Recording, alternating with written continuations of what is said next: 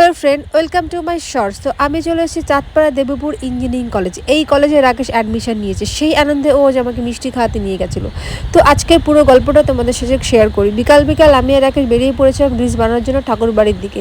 তো মেঘলা মেঘলা ওয়েদার থাকার কারণে আমরা একটু রেস্ট নিলাম, প্লাস আমরা প্ল্যান করলাম চল একটু ঘুরে আসি। তো এটা হচ্ছে চাঁদপাড়া দেবীপুর, আর এই যে হচ্ছে সেই মিষ্টির দোকানটা। এখানকার মিষ্টিটা রাকেশ বললো খুবই ভালো, কিন্তু আমার কাছে মোটামুটি অ্যাভারেজ লেগেছে। তারপর আমরা রাস্তা ধরে সোজা বেরিয়ে পড়েছি, দেখো সোজা চলেছি দেবীপুর কলেজের সামনে। কলেজটা মোটামুটি কেমন ছিল সেটাই তোমাদের সাথে শেয়ার করব। তো কলেজের ভেতরে আমার যাওয়া হয়নি, বাড়ি থেকে মোটামুটি ভালোই মনে হচ্ছিলো, জাস্ট নতুন হয়তো ওপেনিং হয়েছে, হয়তো কলেজের আশেপাশে পরিবেশটা খুব সুন্দরই হবে, সেই আনন্দেই আমরা ছিলাম। তো সেখান থেকে দেখো সোজা আমরা বেরিয়ে পড়েছি, বেরিয়ে ঠাকুর বাড়ি চলে গেছি। এখানে বসে করা রিলস বানাম, প্রচণ্ড বর্ষা হচ্ছিলো, বর্ষা আমরা রিল বানাতে পারিনি, সেই দুঃখে চলে এসেছিলাম সোজা বাড়ির দিকে। তো এই ছিল আজ আমার ছোট্ট মিনি ব্লগ, সেটা তোমাকে শেয়ার করলাম। কেমন লাগলো সব প্লিজ জানো, ভালো লাগে লাইক কমেন্ট শেয়ার, সাবস্ক্রাইব করো। টাটা।